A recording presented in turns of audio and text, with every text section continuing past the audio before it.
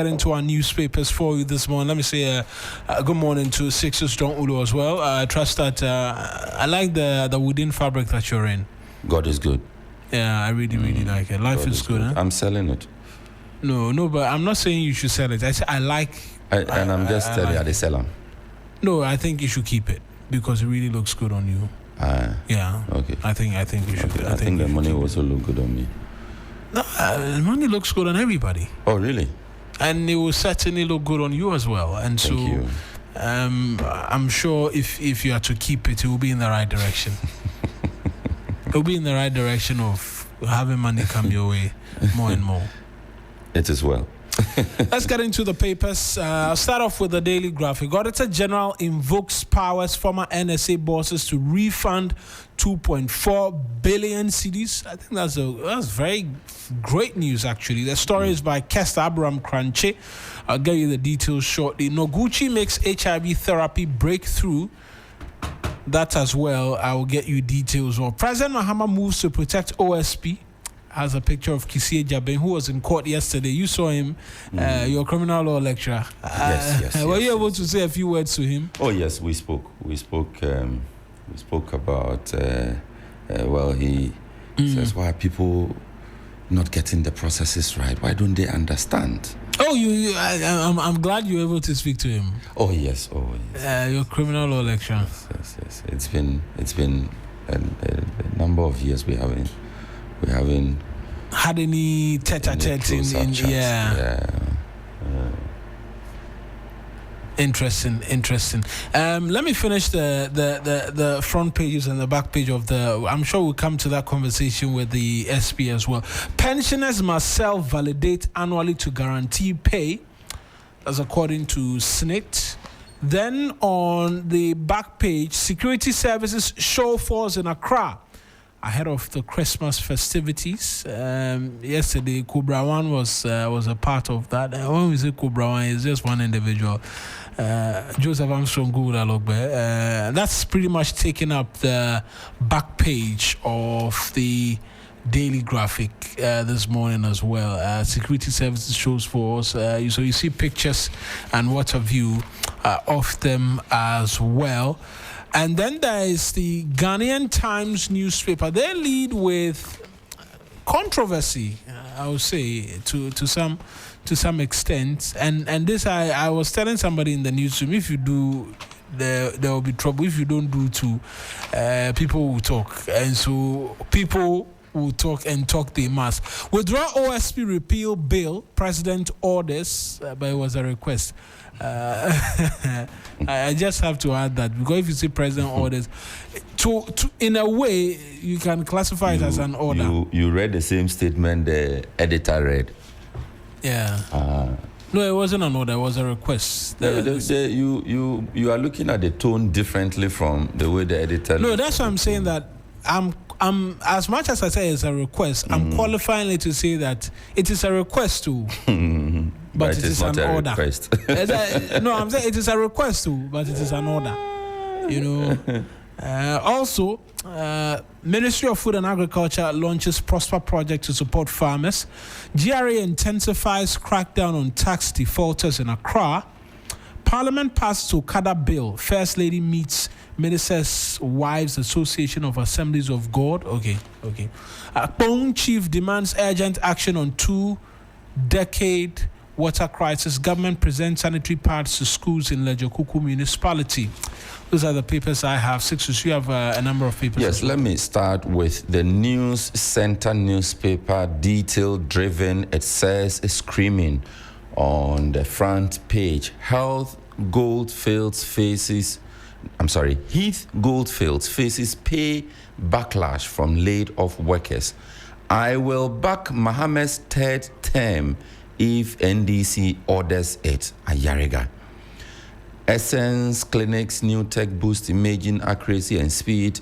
Cheating in exams, lying normalized in Ghana. And this is from journalist cum lawyer Ayenene. Okay. Samson Ladi Ayenene. Yes, Samson. MML awards 22 partners, recognizing them for transforming financial inclusion nationwide. On the back page of the News Center newspaper, MTN Ghana pushes female representation with 2025 graduate program. MTN urges youth empowerment against GBV. Hey, Elvis. Gender-based violence. Elvis, paper. Today's edition is like, it's all... Say it. Media, you know I always advocate for saying things as they are. Nobody can catch you unless obviously you are causing fear and panic. Nobody can catch me, yeah. Unless you are causing fear and panic. Feel free and express your opinions. Yeah, enshrined in the There's a joke about Martin Pebu. You recall his when he wrote on Facebook and said, Paul, I don't want you to come for your stone. One of the comments, somebody said, now you are singing a different tune. You were saying nobody could do nothing. Yeah, now Anyway, so the New Finder newspaper says on the front page, economic analyst describes Ghana's 5.5% Q3 growth as strong and sustainable. Dietitian urges greater public awareness of food labels to reduce rising NCDs. Access Bank relaunches something.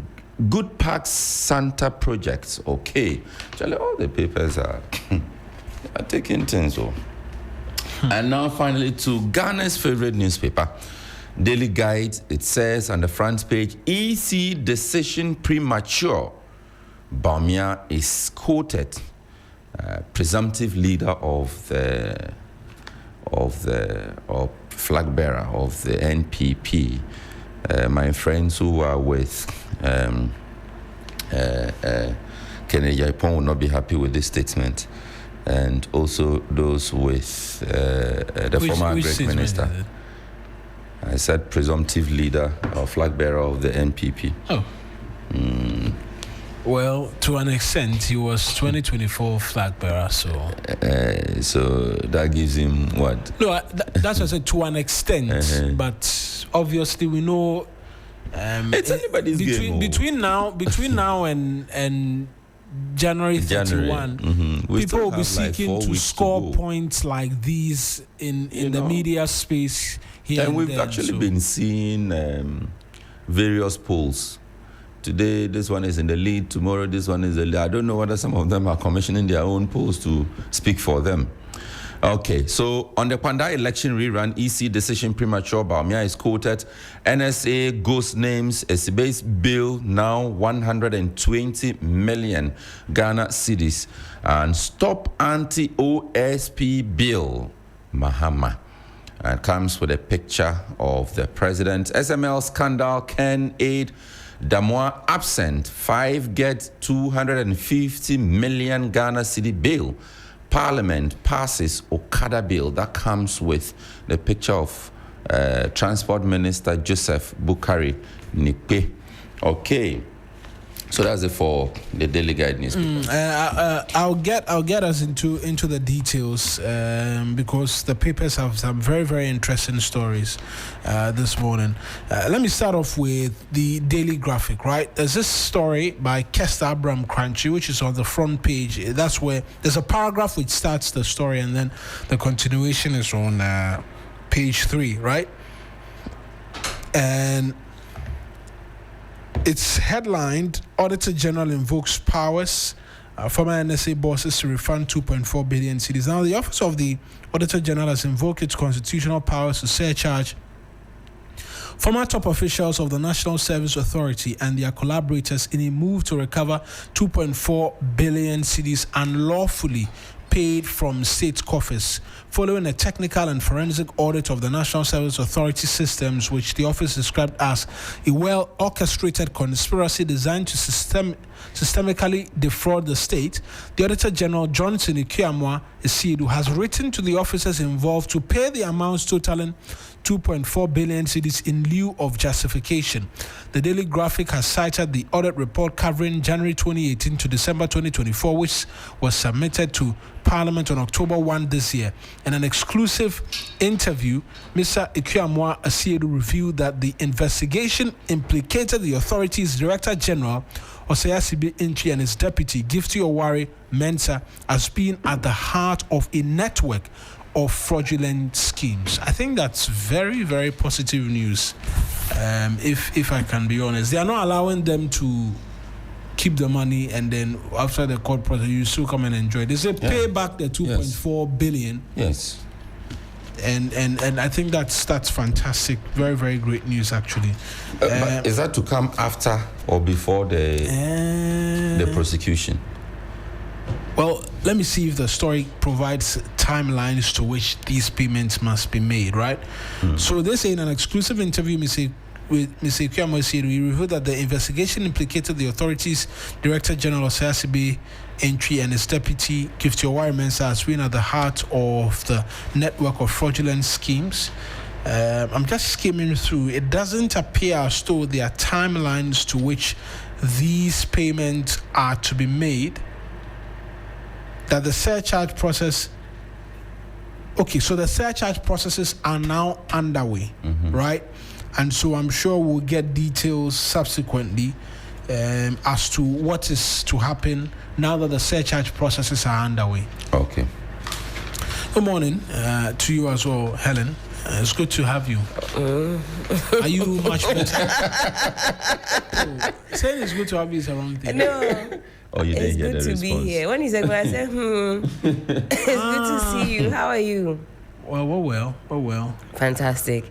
I hope, let me not say it on air, but so I hope this is, everybody's well and hearty and non-contagious.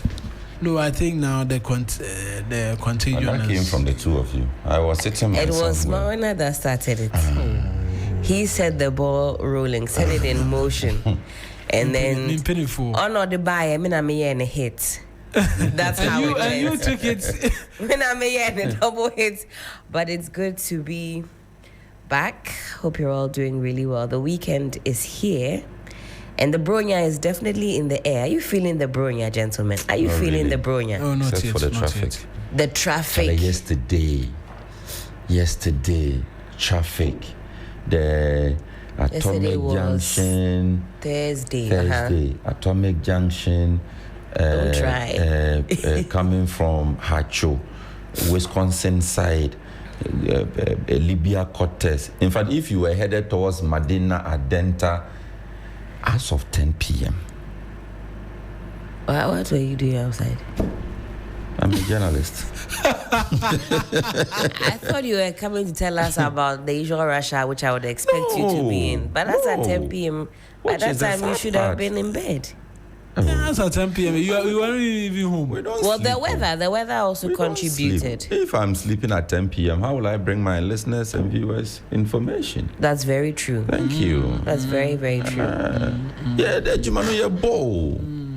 No credit. That's it. Yeah, I had to go to, say, about Wednesday from here to East Lagos, what they call Hills, which I don't know who's responsible for naming all these new areas. That's what. Is it something that is sanctioned by the authorities, or residents come together and say, hey, we want the stock price of the homes here to go up, so let's just add hills to something? It used to be estates. Estate. Now it's if hills. you live in an estate, it's like you live in a slum. Now it's hills. Or valley. No, valley is still catching up. Okay. What is the ish now is hills. Hills, yeah. All right. Okay. Or Abokobi Hills or come. Hey, fam. Abok Hills. Abok Hills. Now they say Kaswa. I would love to live there. Abok Hills. Abok Hills. I can already picture my address. Abok Hills. And Kaswa is Kasland, or that one is old. No, it's old. It's old. Kasland is old. Many years ago. Kasland is old. Abok Hills is. Abok Hills. Abok Hills. Charlie, if you're an estate developer, come and see me. We'll put up something there. There's some, oh my God. there's some great news from Noguchi in terms of HIV therapy and breakthrough. Beautiful. The story is by Augustina Teria. It says the Noguchi Memorial Institute for Medical Research has developed what scientists describe as a groundbreaking research which can significantly alter HIV care if other tests prove as effective as those conducted in the lab. Now, developed using 2 herbal compound extracts from native plants. If you ask me, I would say that the treatment there, it was always the herbs. It was never so they are using native herbs? Native plants, actually. I think I might have missed. Developed using 2 herbal compound extracts from native plants, the therapy is said to have fewer potential side effects and fewer long-term conditions on organs in HIV treatment. It has a high selectivity index that allows it to target and kill the virus only, leaving all the other cells intact. This is different from the existing antiretroviral therapies which targets the virus but leave the patient with potential liver and kidney issues that require tests every 6 months to determine whether those organs have been affected. There's a quote, this is going to eliminate the need for that because we have a healthy product. That's something I haven't heard of because instead of using synthesized products, this herbal study or herbal extract of the plant is nature. The compound exists in the plant, so we do not need to create it. The lead rapporteur for Track A at the 2025 International Conference on AIDS and STIs in Africa, Dr. Adriel Cyrus Moodley, said he disclosed that at the moment, laboratory testing on the compound was complete. What remained, he added, was to do animal tests and to progress to report on it if similar good results were established along the intervening process. And so, some significant progress made in terms of the fight in dealing with HIV. Is it ready or? So we are done with lab tests. We're seeking to graduate it into animal testing. When we pass that, I'm sure we'll do some human tests. And when we pass that, it will go for approval. You can start doing the waving. So we still have a way to go. Yeah, we still have quite some way, but these are herbal, right? So the synthesized antiretrovirals is such that you have to be going to the hospital every 6 months for them to check if it was having adverse effect on your liver and then other organs. Okay. So that they will find a way to reduce the dosage and what have you for you because it's synthesized. But the potential with this one is that there will be no such concern. This one, it will target the virus and eliminate it as well. That's wonderful. HIV care has come such a long way, and dare I say even HIV stigma. These days, persons who are afflicted with HIV, we know, live long, full lives as long as they stay on top of their medication. I think that's a step in the right direction. Now, it's left with cancer. I think as a species, the HIV, we've not fully dealt with it because always prevention is better than cure. Yeah. But in terms of managing it, we've come a very long way. Now, cancer, we have to defeat cancer. Cancer is not one that you say preventive. And you can't you can be living your life quietly and then it just hits you. It can hit any body part. Cancer of the this, the that. The day we find a cure for cancer, humanity would have evolved to a different degree. That would be a great day to celebrate. I'll be very honest. Okay, it is commendable. I think when the COVID-19 sparked off, we had this conversation about developing local remedies. That's right. And President Akufo-Addo at the time did well by setting up. There were some initiatives he took. That's right. In relation to therapy. Let me use that general term. Getting our labs. Noguchi was working on something. The Infectious Disease Control Center was working on something. I know they were. A lot of it was centered around sequencing and finding out the evolution of COVID. When it came to the herbal side, there were talks of us doing more research, government or the state pumping some resources in that direction. It was all over the papers, but that one went quiet. I don't know how far that sort of herbal research went. But So there were talks I about think it. whatever was started should be continued, and definitely we should applaud Noguchi and give Noguchi more funding. They are one institution that really should get the support of everybody in terms of the work that they do. Yes, so more funding for Noguchi is should be the advocacy now, so that we can get a lot more done. I think it would be a good thing to do. But to conclude, just because you see somebody on the trotro advertising herbal this herbal can change your destiny, this herbal can, please be very careful. Yeah. I believe some of you, they've so cooked to you before. I strongly believe so. What? They cook some of the individuals in herbs. Yeah, just because herbal doesn't need to drink anybody's herbal mixture. Please, make sure it's verified, FDA approved, and whatnot before you start ingest some of these. Let me not talk a lot. Don't just go and buy anything you've seen. Let me take you to Ghana's favorite newspaper. Yeah? Yes, please. I want to go to page 6 of the paper. But before that, let me just draw attention to this wonderful opinion piece on page 4, just right beneath the editorial. It's written by Eric Ekwamwa Boateng, and this is Africa. If you are interested in the Africa conversation, I think he makes some interesting discussion here.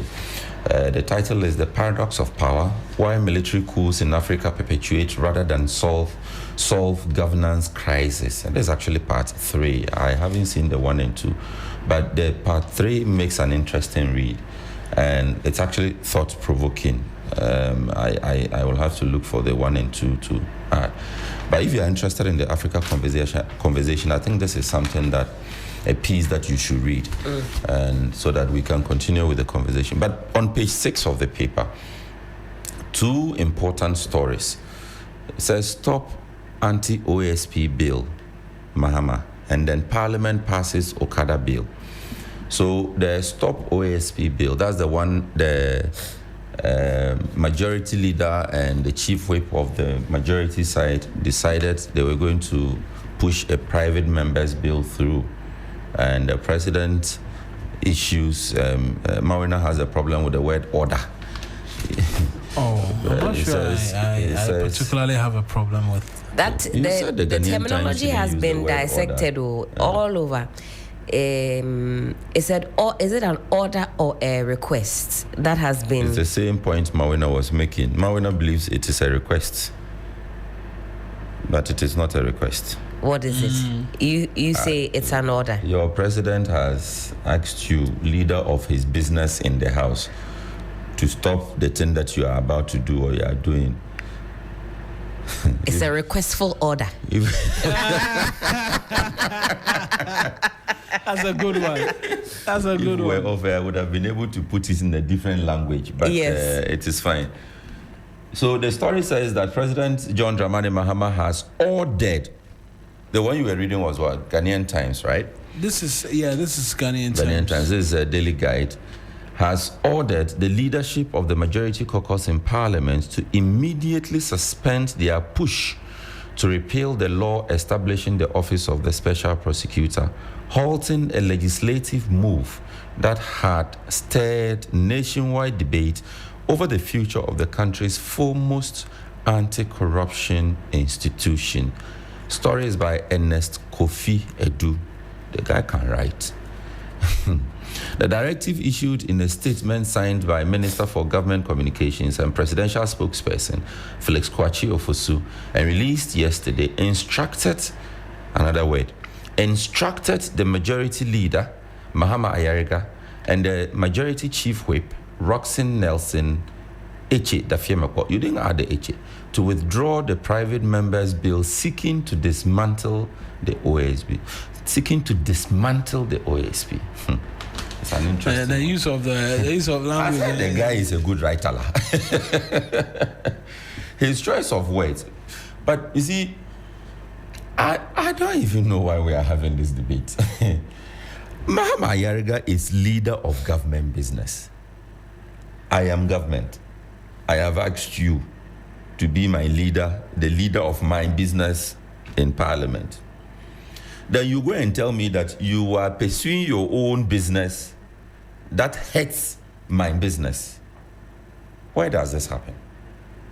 In a democracy. And no, this is not. The first day they announced the two of them were going to push this thing through, I was saying it at the back here that this thing will raise conflict. Because you are not just an ordinary member of parliament. You are leader of government business. And you are whip of the side for government business. So if they were just your regular members of parliament, then my favorite argument of politics of principle, if you are a member of parliament, you must not necessarily be towing the line of the party. You should have conviction to be able to do your own. Yeah, I love that. Doesn't argument. that come in here? No. That's what I'm saying. That I'm trying to distinguish. Yeah. It has to do with the personalities. The position of the personalities. Okay. More so when the president had given indication. Recall that the president in an encounter with Peace Council gave a clear indication that this is not the time for this conversation. You mean when he said it was premature? Premature. But you see, the whip and the majority leader, they went ahead before that comment about it being premature. No, they actually signaled their intentions on the floor of the House. And so before on the floor, did they talk about leading a private trans? I thought it was all about the day the speaker made the point about. The day they debated the issue extensively on the floor after Martin Peebles' arrest, it signified the intention. That signal was there. You gave a signal. The president gave a counter signal. Yes. Then you still proceeded. Yes. I don't think it's even fair to the president. And for me, I think it's in tandem with my argument I have been having from day one on this matter. I do not think that, I do not believe, and we shouldn't even be having a conversation about scrapping the office, number one. Number two, it will hurt the NDC more if it is the NDC that scraps the office of the special You prosecutor. agree with Eduji, Director Legal of NDC, when he says that it is a trap if President Mahama decides to go ahead? I will definitely agree with him. It will hurt the NDC more than it will do it good. It doesn't matter the clamor. It doesn't matter the seeming public support for a closure of the OSP. I think that seeming clamor stems from the anger against the person of the SP and not necessarily about the office. So when all is said and done, all the emotions cool down, then one lone reasonable voice will shout from the back, but did we have to scrap this office? Then it sparks another conversation. Akufo-Addo has come to do anti-corruption and Mahama has come to kill it because he is corrupt. We can always tell where the conversation would go. That's right. So politically, it is suicidal for President Mahama to be the one to sign the repeal law that this is going to be what do you call it? This office is going to be scrapped. That's right. It's going to be political suicide. Again, you are waiting. You cannot expect the president to sit and wait for them to go through, pass a bill, then it gets to his desk, then he says he won't do. That would be a waste of everybody's time. It is better because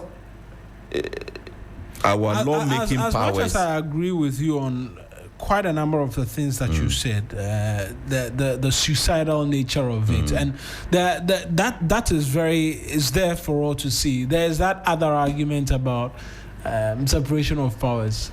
Separation of powers. And the fact that all the arms of government are supposed to be, those are idealistic charts. They are not. That argument on separation of powers is also flawed.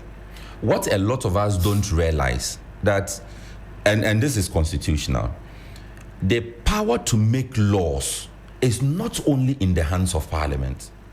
Well, that's true. The executive president shares that power of lawmaking. They actually kickstart the process until private members. And it ends with the president. So you can pass a law in Parliament. If it is not signed off by the president, it doesn't become a law.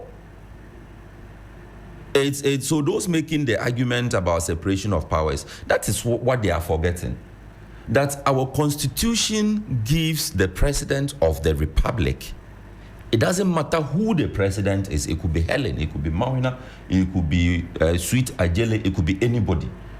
The constitution gives you a role in the legislative process. And your duty arises when the lawmakers are done with theirs. Why am I struggling? President Akufo-Addo, LGBTQYUV, did it ever become a law? It didn't. Did it not sit on the president's desk? We don't know what happened. In fact, he didn't even allow. They didn't even transmit it from Parliament. He said, don't bring it here. Bring it. It wasn't about the suit. It had nothing to do with the suit. In fact, the suit, I would argue, the suit was used to cover that whole... he said, don't bring it here. Don't even bring it. Oh. Because he could have received it and could not transmit the bill from Parliament to the desk of the president. You get it? And it never became law. That is the role the president has to play in the lawmaking process. So you can't come and tell me that separation of powers, Parliament's job is to make laws. So if the president says, don't even start this process, it means that the president is stampeding the process. No. If President Akufo-Addo had told us that this is your law, if you bring it, I won't sign, would we have wasted productive hours debating the law, sometimes deep into the night? That's right. Only for the president to ignore all of you. And some have strongly argued that President Akufo-Addo breached the constitution on that particular issue. If you don't want to sign, you are supposed to revert to Parliament with your reasoning. But it didn't happen. So I think that we have to the majority leader and the chief whip, they stepped on their own. They stepped on themselves. I won't use that expression. But they stepped on themselves because they should have known, given the indication that the president gave. I mean, if you go through all of this, then the man says he won't sign it in. What happens? Is this the kind of dissenting views that enrich the discussion, or this one just backfired? Which one? The private member? Yes, even the talks of it, one party or one side say, let's... I get the point that the Honorable Mahama Yarga has always been against the creation of the office. It's not something he's shied away from. Okay. Even from the inception debates, he was one of the voices that would say, let's watch it, this is not right, this is not... But my argument is... Well, so we cannot now say that he's just hating. Okay. I mean, he's been consistent with his position on this matter. Fair. The Honorable Dafia Makwa, I honestly don't recall what his position was when the debate started, the discussion started. I don't know where he stood. And this was... But let's return to that Ken Ofori-Atta suit which started yesterday. A number of the papers actually also captured it. Let me see if the Ghanaian Times does not have it on the front page, but I'm sure one of the papers did. And I was asking you about your interaction with the SP yesterday because he was your lecturer, your criminal law lecturer as well, and I believe there's a relationship that exists between the both of you. True. Are you able to glean anything from him as to the obvious rancor around his office and the noise? Yes. Well, I didn't tell him he was on the record, so I don't know what. It was just a side chat I was having with him. But from that side chat, I can tell that he listens to the discussions. He's paying attention. He's paying attention to all the booze blasts, the varied opinion. His pain, for lack of a better word, would be that the discussions a lot of the time stem probably out of a certain misunderstanding of the system or the system itself, not necessarily the office. You see, when we talk about this, you are not jailing people. You are dealing with this case. You are dealing with that case. Why is Ken Oforiatta still not in? And all of those things. And I think I've even made that argument here before. The criminal justice system is time-consuming. It's laborious. It's not an overnight thing. But there's a certain expectation from a lot of Ghanaians that it must happen. Today, tomorrow, the day after tomorrow, it must happen. If it is happening 5 days later, then there's a problem and the person is incompetent. So I think that is where his pain is, that a lot of the commentary doesn't seem to be informed. And there's a lot of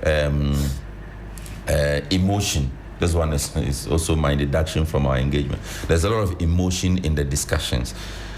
And so I think that how he feels is not different from some of the comments that some of us have made and some other people have made, that the process takes time. Yes, some of us have also made the argument that the expectations come straight from his own communications. In fact, I was going to ask whether he concedes that he has overly whet the appetite of the Ghanaian people. Press conference, a very intense social media presence. So a lot of us have been whipped up into a frenzy, thinking any day now we're going to see the showdown of the century. Forget Kennedy Japan showdown. The real showdown is in the offing. Does he concede that maybe a little bit of maybe I don't even think restraints is the right word, but terms of the nature. I mean, he came and whipped us up into a frenzy. He said, "Fellow Ghanaians, let me tell you something. I have a good news for you. We are about to see something astronomical, phenomenal." And then after that, the energy started to dwindle. Does he maybe concede that some of that came from that? We have other institutions we talked about at the top of the week who haven't maybe even given us as much in terms of updates and maybe even results. If you compare what the OSP has done, looking at the report they furnished us with, and yet we don't even know some of them, their names. They are quietly doing their own thing in their corner. Well, frankly, it's a question I didn't bring up because I think we had just 10 minutes. No, the break was a 15-minute break. Okay. Yeah, bathroom break. So I didn't quite. But that would make an interesting question for a formal interview. So we would officially request the OSP, even though yesterday or 2 days ago I said he shouldn't do any media engagements again. Me, I want to hear. I want to hear from him. But we can request. Let's request. It's a question that we should actually be asking because I think that frankly, this whole conversation is now moving outside of the ambits of the law. It's become more of a communication problem, has become more of an expectation problem, an appetite problem, and all of that. So, yes, it would be interesting to hear what he thinks about it. Maybe they could have, managed the expectations a bit more than they have done now. Maybe rather than coming to say, this is going to happen, you come and say, we are taking steps to do this. Maybe some of those things. But if it satisfies you, he told the court, and you don't tell lies in court. Once you say something in court, it is taken for it. So he told the court yesterday that the processes were kickstarted, commenced on the 19th of November, that's last month. Okay. 19th of November. Does that conflict with another date in your mind? Absolutely. I'm just watching your face. No, yeah. I think that confirms everything because the docket was being put together and it was supposed to have made certain provisions available to the Attorney General for that to kickstart. Exactly. It all came together in November, and so I'm not at all surprised. I thought this started in June. No, so that is the anger. That's the anger. But we know that the processes have commenced. That kick-started on November 19. And we know that they are also seeking to serve Ken Ofori-Atta and his aide-de-camp with the charges, the processes, whilst they are still in the US and whilst awaiting a successful extradition. So that by the time they land, the two of them land in Ghana, bah, you say, aha, you know why you are here. That court order he was looking for, was he successful? That was supposed to have been taken in camera. And so, and you know, court closed around 4 p.m. So it is today we will chase that angle to see whether indeed the court granted. But I'm not sure it's an application that the court would not be minded to. Because even our rules say that you cannot serve somebody outside of the jurisdiction without leave of the court. So it should also be in tandem with the rules, and I don't think it is something that the court would have difficulty in granting. I don't think so. So the SP knows where to serve Ken Ofori-Atta? That is the detail we wanted. Okay. Yes, because if you are to serve, it would mean you know the address of the person. But then again, he mentioned in court that intelligence available to Ghana, relevant authorities, indicates they know that they are in the USA. As to the specific addresses, that was not stated. But I want to believe that if it is intelligence that is telling you that the person is in the US, the intelligence knows also where in the US to find the person. Because when he said intelligence, confirms they are in the US, one of the lawyers said, but that is public knowledge. So I want to believe that there are more specifics that, yes, he did not disclose in open court. So I think that there's some work ongoing. And for me, that is good news for me, because it cements my position that we shouldn't even be talking about scrapping the office or hounding out the OSP, the SP himself. Something went wrong. One final question. Is there a feeling of, and you're not a guest, but because you interacted with him is why I'm asking, because I see this like make or break sort of situation for the officer's Ken Ofori-Atta case. And the more reason why the SP himself was in court yesterday and was leading proceedings amongst many other things. Is that the feeling when you were in the court and he was moving the applications himself? Like, this is so big a deal for the office of the special prosecutor to prove to Ghanaians that indeed all the years of investment and the long wait has amounted to something. Yes, I dare argue that feeling was apparent, because, look, you compare that to the Attorney General himself, and every court reporter knows this. The day you see the Attorney General himself on a matter, then you know that matter has come. There are some of the cases that you often would find the Director of Public Prosecutions leading the charge. The Deputy AG, even the Deputy AG. You see, but from the time of Godfrey Dame into this time, you would realize that there are specific cases that you find the AG himself personally leading the team on that side. And here too, you would find that the Deputy AG is personally leading the team on the other side. So that for a lot of us communicates the kind of seriousness. Not to say that there are some cases that they don't attach seriousness the to. question I asked, I knew it wasn't a question of the others are not serious, but exactly the fact that this comes off as I like the term you use, make or break. Yeah. Because you know that literally your job hinges on this particular matter. How many more years for him? 7 years, right? He's done what? 3 years? 3 years. Is it up to 3? Was director of comms there, Samida? No, he wasn't there. He wasn't there. Yeah, that's the only part that. Helen, why this interest? He was director of comms. But I did ask the OSP how he was feeling. And that was a very open, or what do we call it? It was a blank check I gave him. Yeah, and I was like, I'm okay, in good spirits. And if you know the SP and his mannerisms, Yeah, he has quite. What when you gauge the temperature, was he okay? Oh, he looked okay. Okay. He looked okay. That is why I said initially that the only thing that appeared to pain him or be his pain is whether or not the conversations are within the proper context, the conversations in the public space about specifically this Kenoforiata matter. And a lot of the times too, the media comes up easily for blame. And they say, but the media, how is the media taking this one? Why are they having this discussion this way? But then again, that also calls for a lot of training for